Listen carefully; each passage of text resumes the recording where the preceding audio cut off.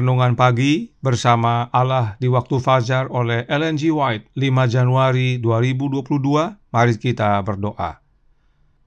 Bapa kami yang di sorga, Allah pencipta langit dan bumi, laut dan segala isinya, Allah yang maha besar, satu-satunya Allah yang benar, yang kami sembah selalu melalui anak-Mu yang tunggal, Yesus Kristus. Terpujilah Yesus, anak Allah yang maha tinggi, yang adalah satu-satunya jalan dan kebenaran dan hidup bagi kami.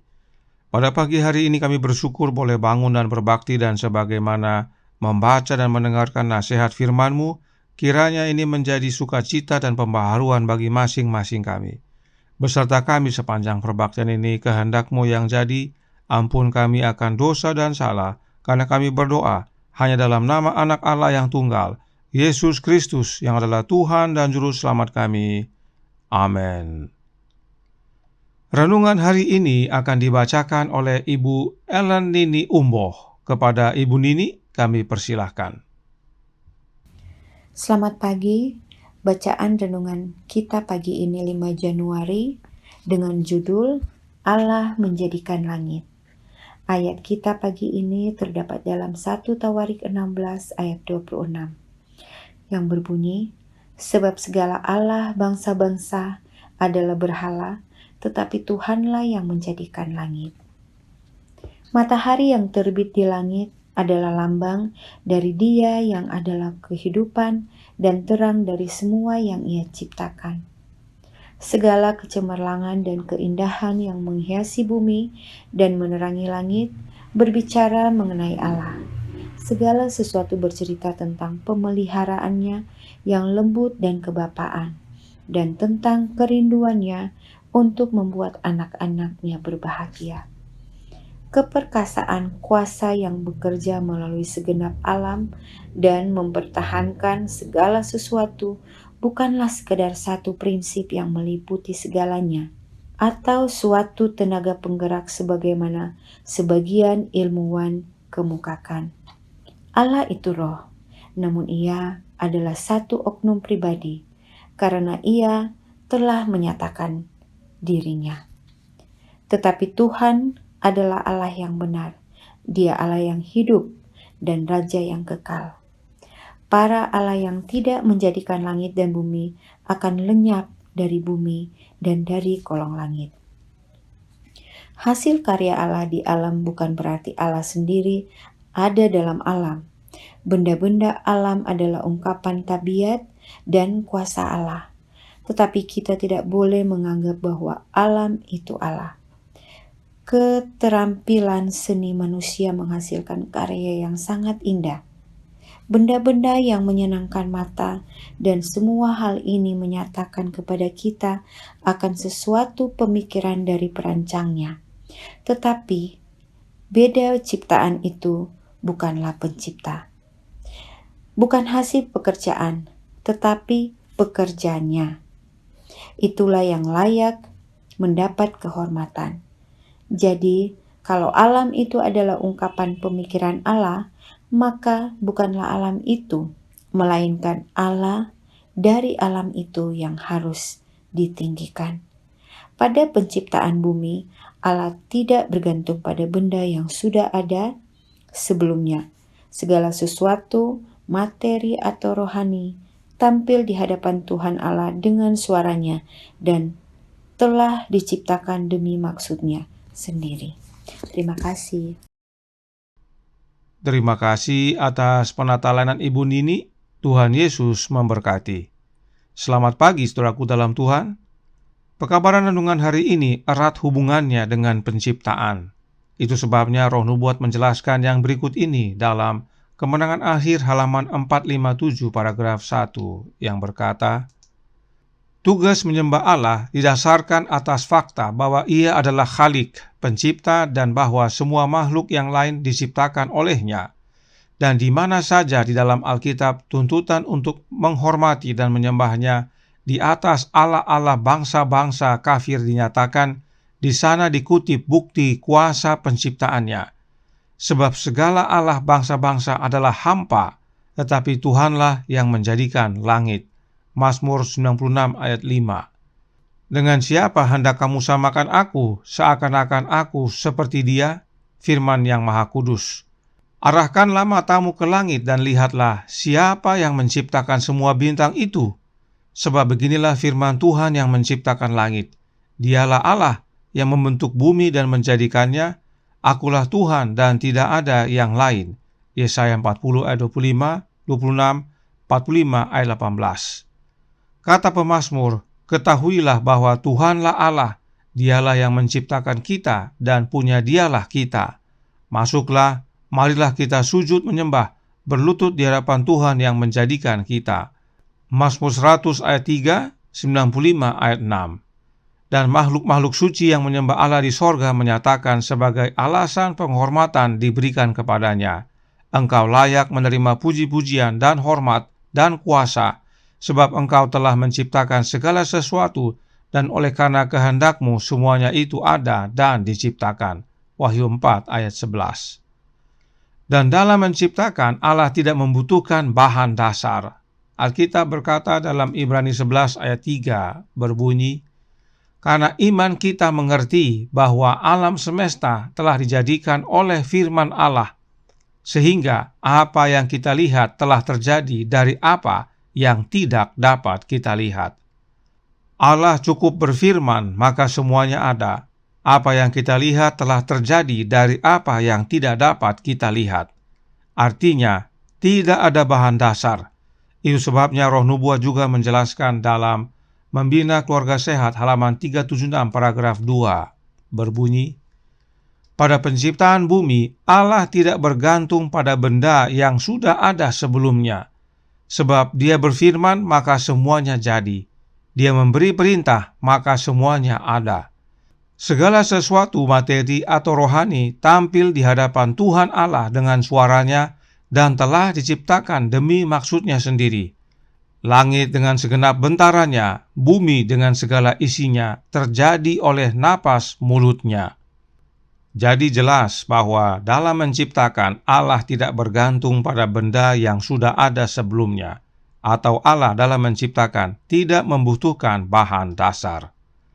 Nah, perhatikan dalam tulisan aslinya, secara khusus White menggunakan kalimat The Lord Jehovah. Lihat yang ditandai warna kuning, yang dalam bahasa Indonesia diterjemahkan menjadi Tuhan Allah. Mengapa Nyonya White menggunakan Jehovah? Karena Nyonya White hendak menyatakan tentang Allah yang benar. Renungan hari ini dikutip dari buku Membina Keluarga Sehat atau The Ministry of Healing bab 35 dengan judul Pengetahuan yang Benar tentang Allah. Ingat, buku ini ditulis oleh Nyonya White untuk menanggapi tulisan John Harvey Kellogg tentang ajaran panteismenya. Itu sebabnya perhatikan dalam renungan hari ini kembali dijelaskan bahwa Membina Keluarga Sehat halaman 374 paragraf 5 yang berbunyi, hasil karya Allah di alam bukan berarti Allah sendiri ada dalam alam. Benda-benda alam adalah ungkapan tabiat dan kuasa Allah, tetapi kita tidak boleh menganggap bahwa alam itu Allah. Panteisme mengajarkan bahwa Allah ada di dalam alam, seperti dalam pohon dan benda-benda lainnya. Tetapi Alkitab tidak mengajarkan demikian. Itu sebabnya Nyonya White menyatakan yang benar bahwa meski alam adalah hasil karya Allah, tetapi Allah tidak di dalam alam. Alam itu bukan Allah. Dan bila mana saudara membaca buku The Ministry of Healing, secara khusus Nyonya White menggunakan Alkitab versi American Revised Version. Mengapa? Karena yang berikut ini. Dalam buku The Ministry of Healing, Nyonya White menggunakan Alkitab versi American Revised Version karena dalam versi tersebut kata Tuhan dalam huruf besar umumnya langsung diterjemahkan menjadi Jehovah. Sementara dalam versi King James masih menggunakan Lord dalam huruf besar, dan dalam versi Indonesia Terjemahan Baru juga menggunakan Tuhan dalam huruf besar. Nah, siapakah Jehovah ini? Bagi pemirsa yang setia mengikuti pelajaran renungan pagi pasti sudah tahu jawabnya. Tetapi mari kita baca kembali kutipannya untuk menolong yang baru belajar. Manuskrip 58 tahun 1900 paragraf 58 berkata, Bapa memberikan putranya untuk keselamatan kita. Sungguh kemurahan hati yang tidak mementingkan diri sendiri. Jehovah yang perkasa disingkapkan sebagai Bapa yang berbelas kasihan dan pengampun. Jelas bahwa Jehovah itu adalah Allah Bapa. Kita baca satu lagi kutipan yang terdapat dalam The Upward Look halaman 31 paragraf 5 yang menjelaskan, hari ini dia yang mengucapkan doa ini sedang mengantarai di hadapan Bapa demi umat manusia yang telah dia tebus. Dia di sini berarti Yesus. Kemudian, dia yaitu Yesus menyajikannya kepada Yehova dengan mengatakan, aku telah melukiskan engkau di telapak tanganku. Lihat Yesaya 49 ayat 16. Jelas sekali bahwa Jehovah adalah Allah Bapa. Yesus bertugas sebagai pengantara di hadapan Jehovah yang adalah Allah Bapa. Inilah dasarnya mengapa Nyonya White secara khusus menggunakan Alkitab ARV atau American Revised Version dalam bab 35 buku The Ministry of Healing dalam mengajarkan pengetahuan yang benar tentang Allah. Sebab Nyonya White sedang memperkenalkan tentang Allah Bapa yang adalah Sang Pencipta, dan Dia bernama Jehovah. Tidak heran Nyonya White kembali mengutip Yeremia 10 ayat 10 yang kita sudah pelajari pada pekabaran renungan pagi tanggal 1 Januari 2022 yang baru lalu, bahwa Tuhan dalam huruf besar yang disebut Allah yang benar dan Allah yang hidup adalah Allah Bapa.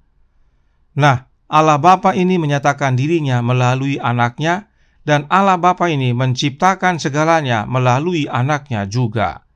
Itu sebabnya masih dalam buku yang sama dan bab yang sama, Nyonya White melanjutkan, Membina Keluarga Sehat halaman 376 paragraf 3 berbunyi, melalui Yesus yang adalah firman, Allah yang berpribadi itu menciptakan manusia dan memberkatinya dengan kecerdasan dan kuasa. Allah yang dimaksudkan adalah Allah Bapa yang bernama Jehovah, dan Dia menciptakan manusia melalui Yesus anaknya. Itu sebabnya Roh Nubuat menyatakan dalam The Spirit of Prophecy volume 1 halaman 50 paragraf 2 yang berbunyi, tetapi anak Allah yang bersama-sama dengan Bapa menciptakan manusia dapat membuat penebusan bagi manusia diterima Allah dengan memberikan nyawanya sebagai korban dan menanggung murka Bapanya. Itulah sebabnya Allah Bapa berkata kepada anaknya, marilah kita menjadikan manusia menurut gambar dan rupa kita. Sebab hanya Bapa dan anaknya yang menjadikan manusia. Dan Yesuslah yang menjadikan segala sesuatu termasuk kita manusia. Tidak ada trinitas dalam penciptaan. Hanya Bapa dan anaknya yang menciptakan. Itu sebabnya dalam Kerinduan Segala Zaman buku kedua, halaman 419 paragraf 2, Nyonya White menuliskan, pada mula pertama, Bapa dan Anak telah beristirahat pada hari Sabat setelah menyelesaikan pekerjaan penciptaan. Demikianlah diselesaikan langit dan bumi dan segala isinya, Kejadian 2 ayat 1. Khalik dan semua makhluk surga bergembira merenungkan peristiwa yang mulia ini. Dalam penciptaan dengan jelas dinyatakan hanya ada Allah Bapa dan anaknya. Sebab Bapa menjadikan alam semesta oleh anaknya. Baca Ibrani 1 ayat 2. Itu sebabnya Bapa dan anak beristirahat atau berhenti pada hari Sabat setelah Bapa dan anak menyelesaikan pekerjaan penciptaan. Tidak ada trinitas dalam penciptaan, dan tidak ada trinitas dalam hari Sabat. Karenanya berdasarkan Alkitab dan Roh Nubuat, Allah yang menjadikan langit adalah Allah Bapa. Kepada Dialah kita harus mendekat. Kiranya ini menjadi sukacita dan pembaruan bagi kita semua, agar dengan jelas menyatakan Allah yang benar. Dia adalah Allah Bapa. Tuhan memberkati, saya bawa dalam nama Yesus. Amin. Mari kita berdoa. Bapa kami yang di sorga, Allah pencipta langit dan bumi, laut dan segala isinya, Allah yang maha besar, maha kuasa, sumber segalanya, yang kami sembah selalu melalui anak-Mu yang tunggal, Yesus Kristus. Terima kasih atas nasihat firman Tuhan yang begitu penting bagi kami, bahwa kami harus mendekatkan diri kepada Allah yang menjadikan langit, dan Dia adalah Allah Bapa. Alkitab dan nubuat dengan jelas menyatakan bahwa pencipta kami adalah Allah Bapa dan Dia menjadikan segalanya termasuk manusia melalui anaknya. Karenanya tolong kami ya Bapa, curahkan roh anak-Mu dalam hati ini, berkuasalah dalam hidup ini ya Yesus, karena oleh kehadiran-Mu kami menerima kehadiran Bapa.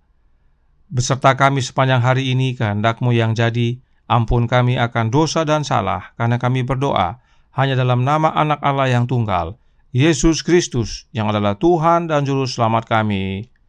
Amin.